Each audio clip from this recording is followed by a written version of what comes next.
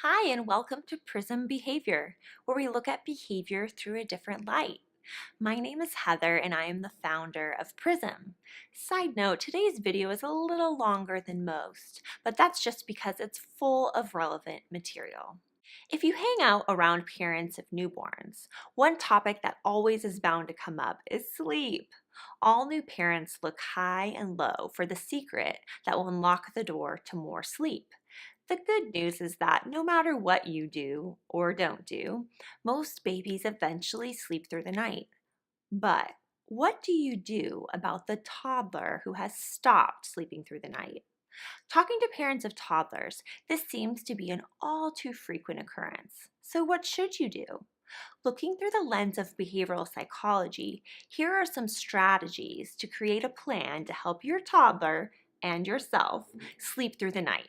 Okay, the first thing you should do is set the stage with the right routine. Ensure that the child has a predictable routine before bed that includes quality time between you and your child. I recommend a routine with an obvious beginning and an end. What I mean about this is that your child should think it's obvious when your routine starts and when it ends. So, for example, when my kids were young, we had a routine that looked like this: clean up toys, take a bath, put PJs on, brush teeth, read a book or two, sing a song, say a prayer, give hugs and kisses, and turn out the light. If you choose to end with something that's a little bit less finite, which is totally fine, we all love to cuddle with our kids, and some people really like to lay in bed with their child right before they fall asleep. That is definitely fine. I just recommend setting a timer so that it is the timer that dictates that cuddles have ended and sleep time has started.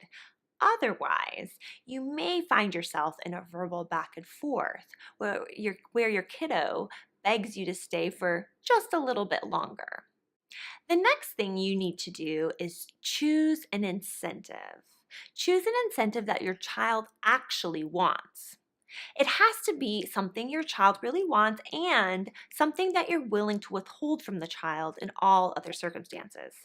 As I talk about a lot, scarcity really increases value. So, I recommend staying away also from big ticket items like a trip to an amusement park or an expensive electronic device, things like that, unless you plan to break the bank each time you want to change your child's behavior. Because kids won't be impressed with less once they have had more. I call this the Disneyland phenomena. A specific TV show might work even if you allow your child to watch other shows on TV, but I would recommend significantly limiting television if you choose to use it as an incentive. Another option is to choose a toy that the child can only play with for a set period of time, like an hour or so, each time they have earned their incentive. A special snack or outing, those are also good options. Okay, next, make sure that you take it one realistic step at a time. Of course, the ultimate goal is for your son or daughter to sleep all night long every night. But take a deep breath and realize that changing behavior, it's a process. You should go for a gradual improvement. So, for example, if your son gets up 4 times each night and you tell him that he'll earn his incentive if he doesn't get up at all during the night for 5 days in a row, you probably would be setting him up for failure. And what's more, you could easily lose his buy in, and it may be very hard to get it back. When in doubt, make it easier in the beginning rather than harder. And so, for example, if he gets up an average of 4 times per night, like I was just saying, you might want to say that he earns his reward if he only gets up 3 times per night. To track this, you could give him 3 golden tickets that you make to turn in each time he gets up, reminding him when he's on his last one that he can't get up again if he wants to earn his special prize. Next, let's talk through some troubleshooting. So, What should you do if your child gets up when they aren't supposed to, like after they've turned in all their tickets? I recommend that you say something like this. You do a simple rule reminder like, you've gotten up too many times, so now you won't earn your star or your prize, things like that. You want to say it in a calm but firm voice. Then bring your child back to his or her bed. This is the hard part, as many times as it takes without providing unnecessary attention. So, for example, without talking to him or her, providing eye contact, or giving more physical contact that is necessary to safely assist your child back into his or her bed. Oh, you guys, I know this is a hard part, okay? But it's definitely necessary. Unfortunately, it may temporarily get worse before it gets better.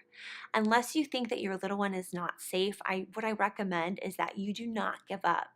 You keep in mind that you're trading sleep now for later, and you keep doing it. You keep bringing them back to their bed. It's hard, but I promise you, it will get better.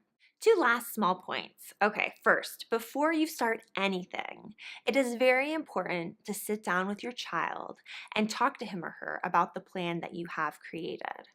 Walk them through each step of the process and allow your child to contribute in some way or another. This helps with buy-in. And everything should be framed in a way that's as positive as possible. Second thing, if you do these things and they don't work, don't be afraid to adjust and try again.